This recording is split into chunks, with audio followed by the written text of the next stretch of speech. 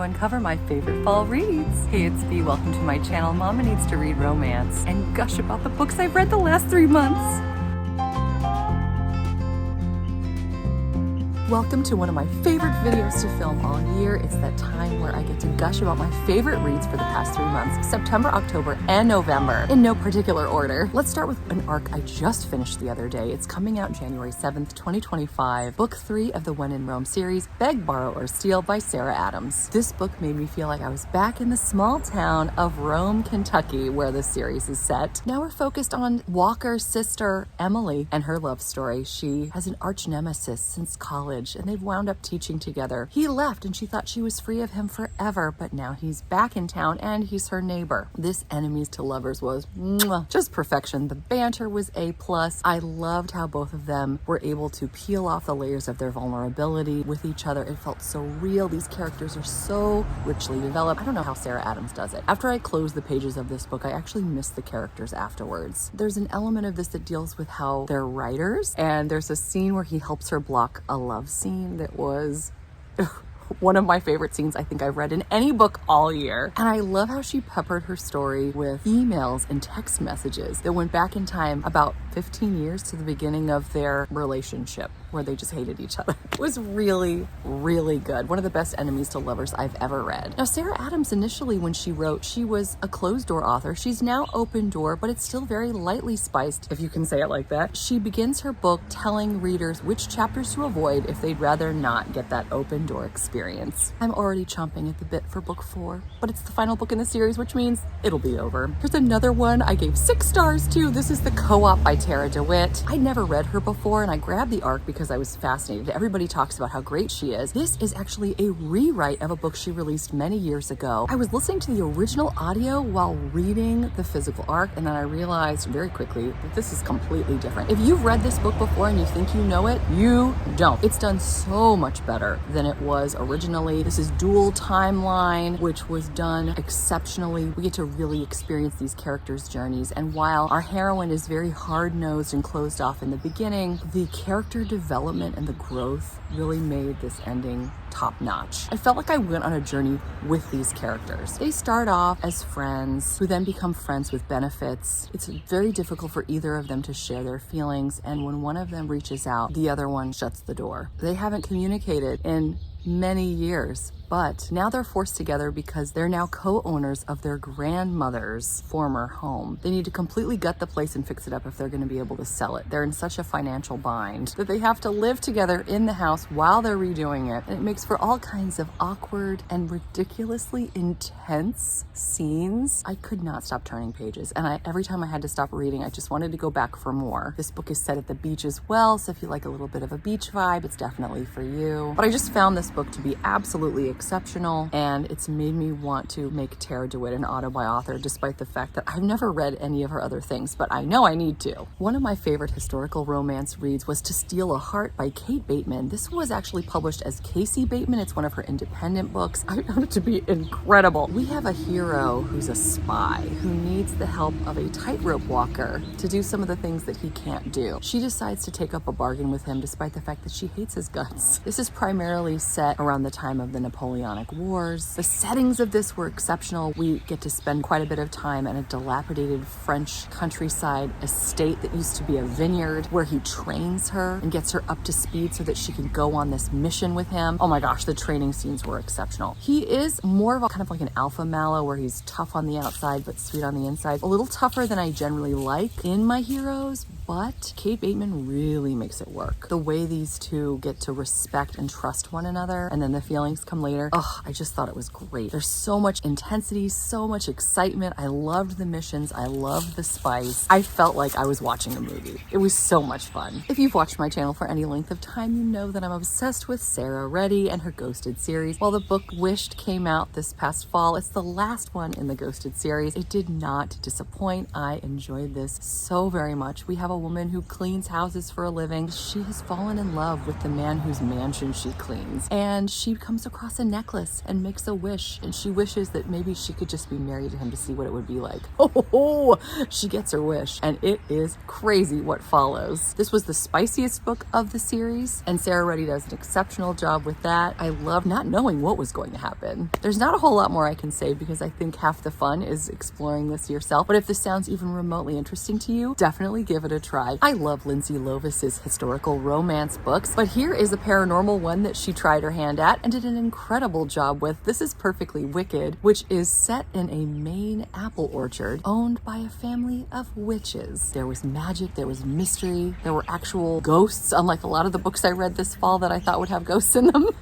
One day we have a gentleman who has his own show about hauntings, and he gets wind of this orchard and some interesting events that have been happening there. So he wants to film several episodes. Of course, our heroine is very concerned about what he'll actually find, but she needs some of his money. So she decides to help him, but only so much. This is one where he's falling for her immediately, but she's more reluctant. Again, the slow burn was great, and there's a scene with painting that is chef's kiss. Can't say more than that. If you've read it, you know what I'm talking about. Fingers crossed that there's more books in the series because I want her sisters to also find their happily ever afters. I just love B.K. Borison, and her last book of her Love Light series was published back in July, but I waited until this fall to read it because I wanted those fall feels, and she certainly delivered. This book was just so much fun to read. Unfortunately now, of course, the Love Light series is over, but we get to follow Charlie and Nova as they finally come together and allow themselves to experience the idea that they're both worthy of love when maybe they weren't feeling that way. She's a tattoo artist trying to get her tattoo shop off the ground, but she's got some self-esteem issues that are making it hard. She also doesn't really believe in romantic relationships. Then we have Charlie, who's been pining for Nova for many years, always feeling like he's not worthy unless he's performing acts of service, and he decides to help Stella and Luca. That's right, Stella and Luca from Love Light Farms. They're finally going on their honeymoon, and he has agreed to help them by taking care of the farm. And of course, this means he's going to be in close proximity to Nova, who's afraid of her feelings for him. This was, again, by far the spiciest book in the series, but I was here for it. Can't wait to read more B.K. Borison in the future. Let's talk about the best pirate book I've ever read. It's No Rest for the Wicked by Lauren Smith. This was our Tea and Biscuits with Tara and B book club pick for the month of September. This had more piratey peril than you can shake a scabbard at. And I actually cried during the climax of the scene. I loved how two people that weren't even fond of one another in the beginning wind up risking it all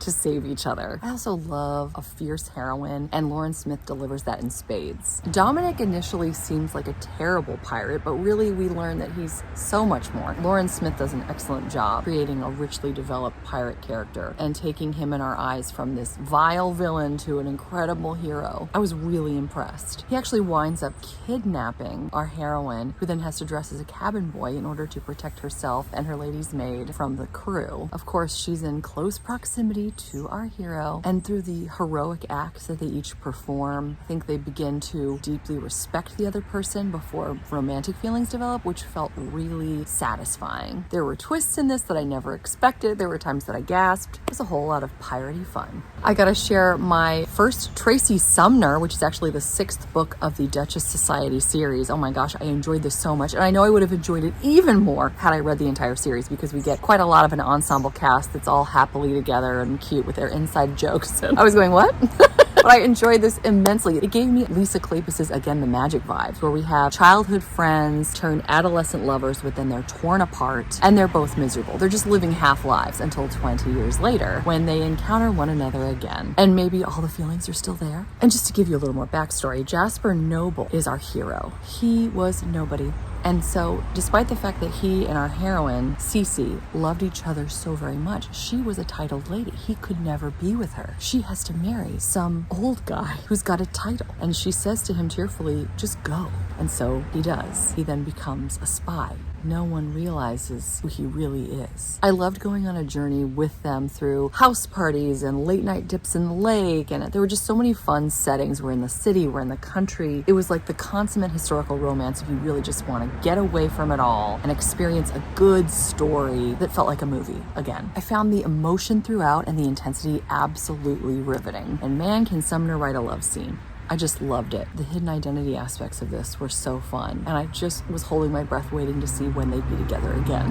Oh, it was so good. Let's talk about Savannah Scott's A Not So Fictional Fall. This was part of the Sweater Weather series, which is a collection of sweet romantic comedies set in fall by various powerhouse authors who write sweet, clean, closed-door romances. And like all of Savannah Scott's book, I just adored this one. Our heroine, Tasha, is a book narrator who's actually living out her dreams by meeting her very favorite author of all time at an event. She believes that this author is a woman, but in fact, it's a man, a very handsome Frenchman who winds up needing her help. He needs to travel the country in order to promote his book, but in order to do it, he needs to marry an American. Well, Tasha's willing to help him out. They seem to be on the same page, but as they start living together turns them into far more than friends. I loved the vibes of this. I love how all of Savannah Scott's characters all just have these beautiful hearts and want the best for each other, and it was just so endearing and fun to read. I know whenever I read a Savannah Scott, I can just kick up my heels and enjoy myself and get those cozy vibes, and this one delivered and then some. Can't wait to read more of this author and have her on my channel next May. Now for the 10th spot, I had a little trouble deciding. I'm going to tell you the ones that were up for top 10, and then I'll give you the one that I want to really tell you a little bit more about because it bears a little explanation and it's good if you want something different. But all of these really would have made it into my 10th spot. Just Don't Fall,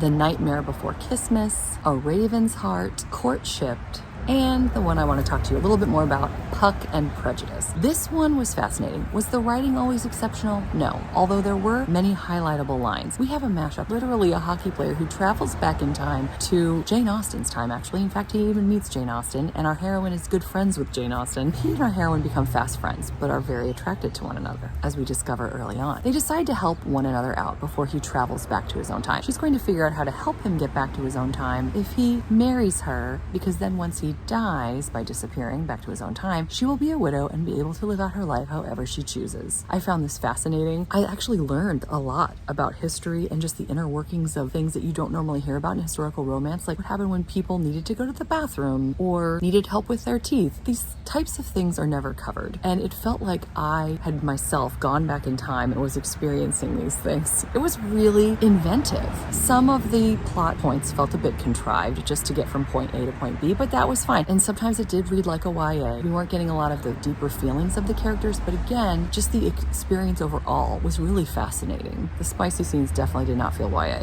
In fact, our hero's a talker. I'll say that. Many of you would love that. I also loved how different this was and that I really didn't know where this was going to go, how this would end. Hey guys, I just want to come on here and thank the newest member of the Beehive, Abby, who just became a beloved reader. Abby, I can't thank you enough for joining our community, and I can't wait for you to enjoy all the perks. Thank you so much. So there you have it, my top 10, with a few more mentioned in case you're interested. What did I leave out? What did you read this fall that you really enjoyed that you want to share? I know we would all love to see it. I hope you're doing well. I hope you're enjoying whatever you're reading, whether it's in the last days of fall or not. Until next time, thanks so much. Take care. Bye.